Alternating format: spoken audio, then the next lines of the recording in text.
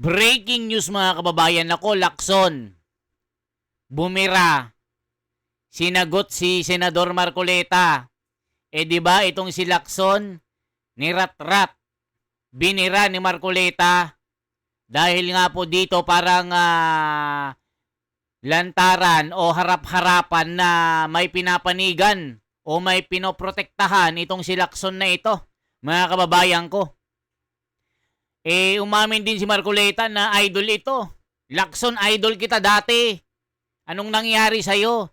Yung isang Lacson ay hinahangaan ko dati. Pero anong nangyari?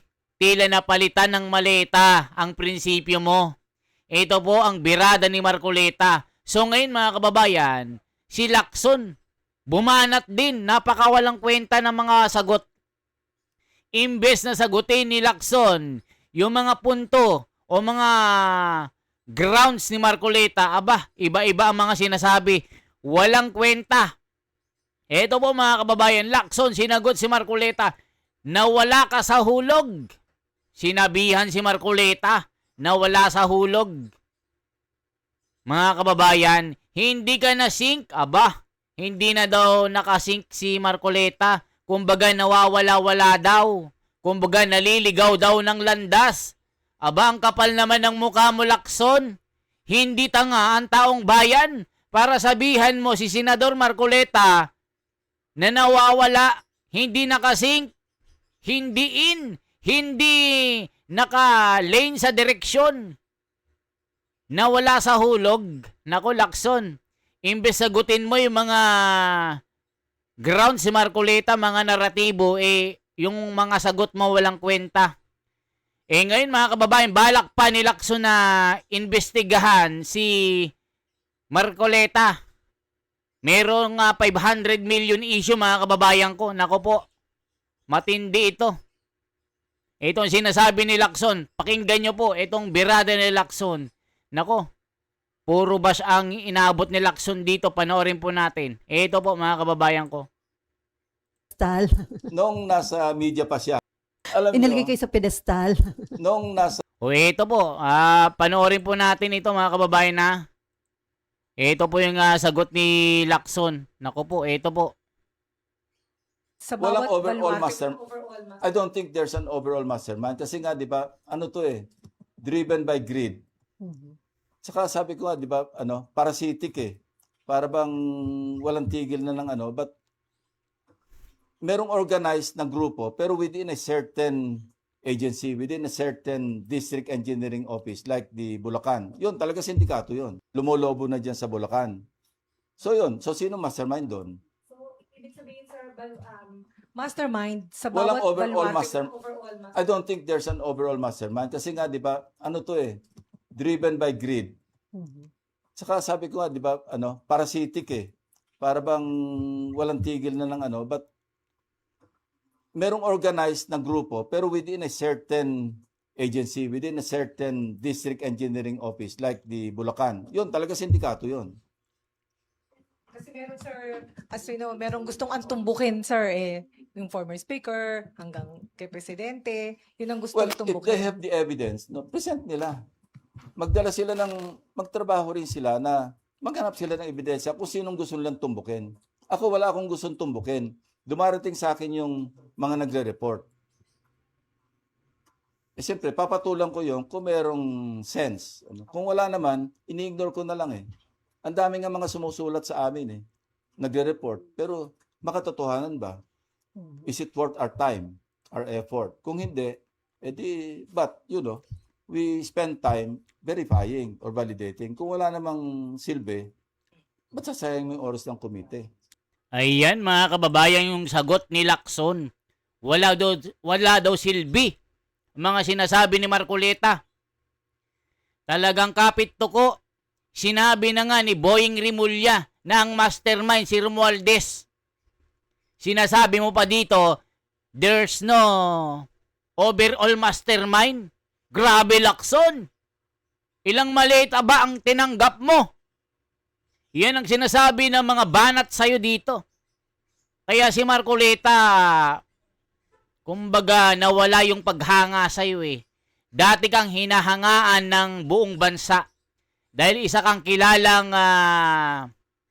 may prinsipyo, pero ngayon anong nangyari sa'yo?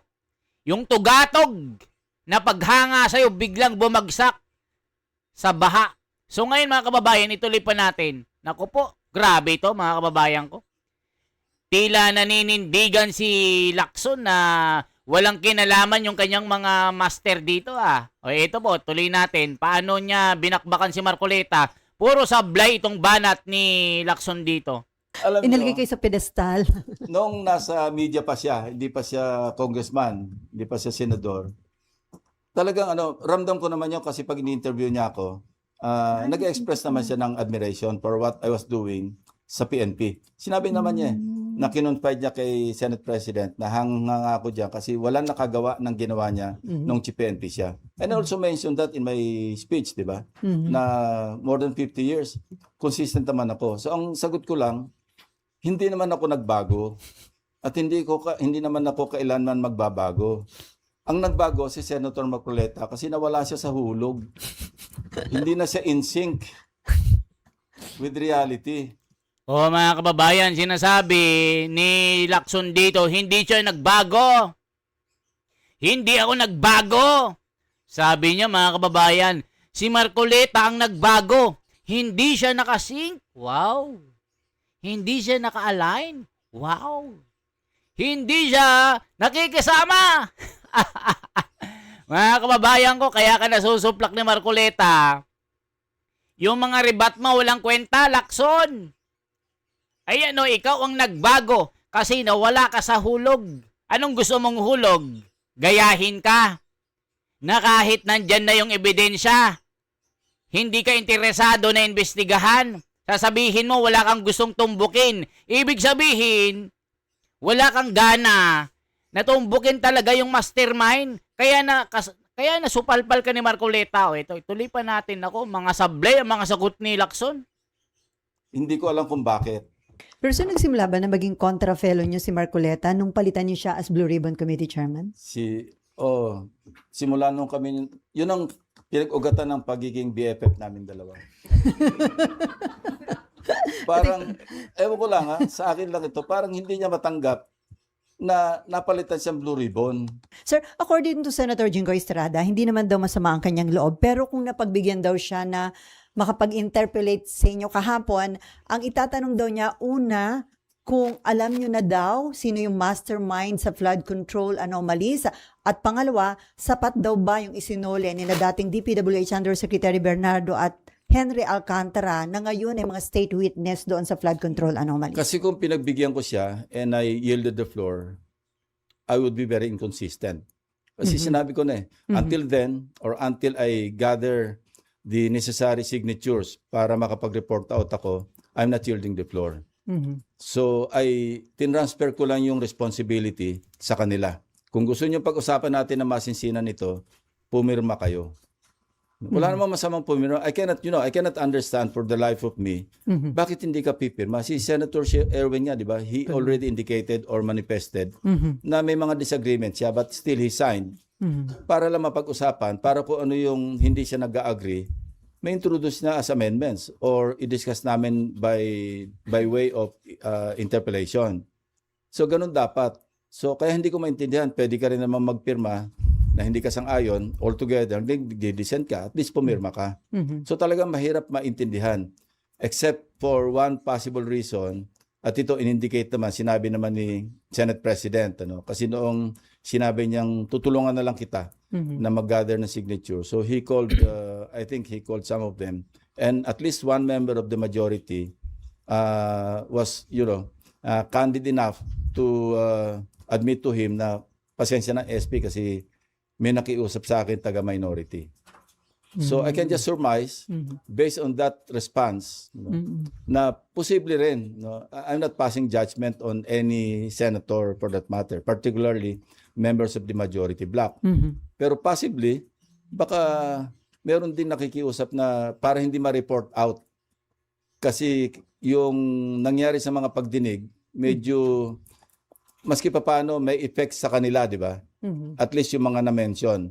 So kung i-report out pa ito, at mame-mention na naman, yun lang ang iniisip ko. Kaya possible na, hindi lang possible, talaga may nakiusap at least one from the minority, nakiusap sa at least sa isa sa majority na kung pwedeng wag magpirma. Sir, balikan ko lang yung tungkol sa mga ayaw pumirma sa committee report ninyo. Sabi nyo yung isa, candid enough to say na, kasi may nakikiusap. Sir, katanggap-tanggap ba yan na gano'n na lang pag makiusap, hindi na lang pipirmahan yung isang legitimate document naman, sir, ng Senado? Human factor.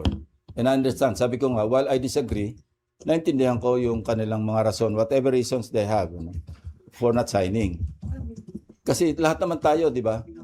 Merong human element within us. Hindi lahat ng tao napaka-rigid. Meron talagang flexibility somewhere.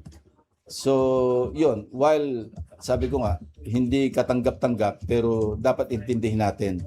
Kasi alam niyo naman sa Senate, matagal yung pagsasama. Maski pa paano yung human element, yung human factor, yung human relations, papasok at papasok. Sir, nasabi nyo na kanina na possibly because dahil may mga maapektuhang pangalan na taga-minority. Pero sir, yung nasa recommendation nyo, for ano lang naman, di ba? Preliminary investigation lang Yeah. naman. What Ano is yan? so bad about it, sir? Wala. Nakikita nyo po yung mga banat pa ng mga ng mga media. Talagang puro kabig kay Lacson mga kababayan. Walang tulak kabigin Kumbaga, itong mga media mga kababayan, talagang bilib na bilib kay Lacson. Pero pag kay Marcoleta mga kababayan, iba yung kanilang tono. Pero pag kay Lacson, grabe. Talagang bossing na bossing ang kanilang respeto. Di coordination. At yung nakasync talaga. Mga kababayan ko, nakita niyo yung tono ng direksyon ng mga tanong. Talagang puro kabig kay Lacson Mga kababayan kaya ka nasusupalpal ni Marcoleta kasi iba yung timplada mo. Basang-basa. Basado. Madaling i-checkmate yung galawan mo, Lacson. Hindi tanga ang taong bayan. Hindi tanga si Marcoleta para makisama sa'yo. Hindi tanga ang bansang Pilipino.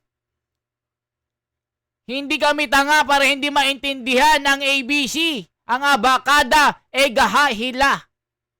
Hinila ka ng maleta. Yan ang mga kritisismo na bumabanat sa'yo. Sasabihin mo si Marcoleta ang wala sa hulog. Hindi nakasync. Hindi ka nagbago, sinasabi mo. Sinabi na ni Marcoleta, bakit nagbago ka, Lacson? Yung isang taong iniidolo ko nagbago. Dahil sa magkano? Mga kababayan ko, tuloy natin. Kasi sabi ko hindi naman ito hatol, hindi naman ito final judgment. Katunayan, between February 11 and now until yesterday, may mga nag-develop na nga Hinalimbawa ko nga si Senator Jinggoy, di ba? Dahil mayroong mga projects na attributed sa kanila, yung worth 355 million pesos. Tapos I think, sinumon ng ombudsman yung ating LBRMO. Hindi nila makita yung direct link do sa insertion ng proponent si Senator Jinggoy. So, in fairness to him, minensyon ko yung kahapon. Di ba na between February 11, kaya hindi final ito, there may be some developments that could serve as a defense noong mga nabanggit dito. So, nilap namin, recommendation namin for preliminary investigation, further investigation, fact-finding investigation. Nandun naman lahat yun It's up to the prosecutors ng DOJ at ng Ombudsman, sila mag-determine based on evidence na ipadala sa kanila at saka yung magagather pa nila kung sino yung papalan nila na information. Ito na mga kababayang breaking news. So, pinapa-imbestigahan po si Marcoleta. Ito po, fresh win. Fresh scandal. Marcoleta under investigation for alleged flood control anomalies. Senator Ping Lacson, grabe mga kababayan ko. Kung sino pa, yung mga tumutuligsa, kung sino pa, yung lumalaban sa korupsyon, sila pa ang nakakasuhan. Ito po, fresh win, fresh scandal. Marcoleta under investigation for alleged flood control anomalies. Lacson. The Senate Blue Ribbon Committee has recommended an investigation into Senator Rodante Marcoleta over alleged irregularities in flood control projects across, grabe mga kababayan ko, according to across the country. Wow, grabe si Marcoleta. Dinawit na sa flood control. Isipin nyo si Marcoleta ang gustong ipakulong ni Lacson. Grabing kapal ng mukha mo, Lacson. Yan ang sinasabi ng mga kritisismo. According to Senator Pampilo Ping Lacson, chairperson of Blue Ribbon Committee, Marcoleta is among the official identified for further scrutiny based on information and evidence. Wow, may ebidensya na! Ang bilis! Gathered during the inquiry, Lacson stressed the importance of holding accountable any individuals proven to the involvement in the misuse of public funds, particularly in projects that are critical to public safety. Wow! Galing mo! Lacson also confirmed that new evidence has already been submitted to the Office of the Ombudsman and the Department of Justice for appropriate action. He emphasized that this step is intended to ensure that the investigation proceeds in a fair, transparent, lawful manner. As of this writing, Marcoleta has yet to issue an official statement regarding the recommendation. Grabe si Marcoleta ang kakasuhan mo! Grabe ka, Lacson. Nasaan ang prinsipyo mo? Nasaan ang konsensya mo? Grabe si Marcoleta pa. Ang kinasuhan. Dinawit sa flood control. Grabe mga kababayan ko. Naku, hindi nakatanggap-tanggap ito mga kababayan ko. Isipin nyo. May we ask, how's your relationship with these senators na kasama sa committee report nyo? Particularly sila Senator Shi, Senator Joel, Senator Jenggoy. Are you in Well, speaking terms or nagkakatampuhan ba, sir? I will not blame them, but I have a duty to perform. Kasi kung puro pakikisama na lang all the way, wag na lang tayo mag-hearing.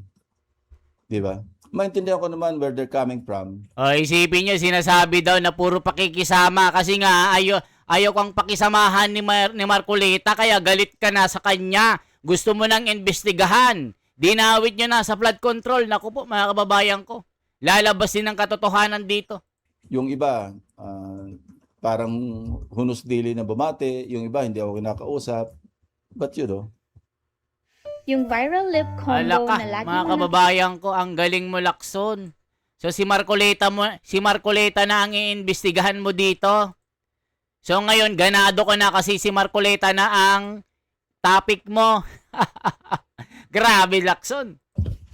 Last na lang po for me. Sir, may we know kung ilang hearings pa and what is the possibility, sir, na makaharap pa si Zaldico knowing na nasa France nga siya, tapos nag-ano siya ng asylum? Paano po ba? We will await the decision of the French government kung magagrant yung kanyang asylum. It is now incumbent upon this administration to oppose the application for asylum.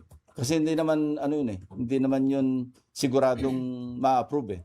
Even yung kay dating Secretary Roque, wala naman nakakasigurado na yung asylum magagrant. Kasi kung ang best I think yung best case nila para mag-grant yung persecution. Pero kung ganyan, so challenge ito sa government to really vigorously oppose yung application for asylum. And if and when he is returned to the country, doon ko plano na i-confront siya doon sa mga Marines. Kasi after all, kung yung 18 Marines ang papatawag natin, nanggagaling lang naman yung sinasabi nila kay Zaldico eh. So, there's no point.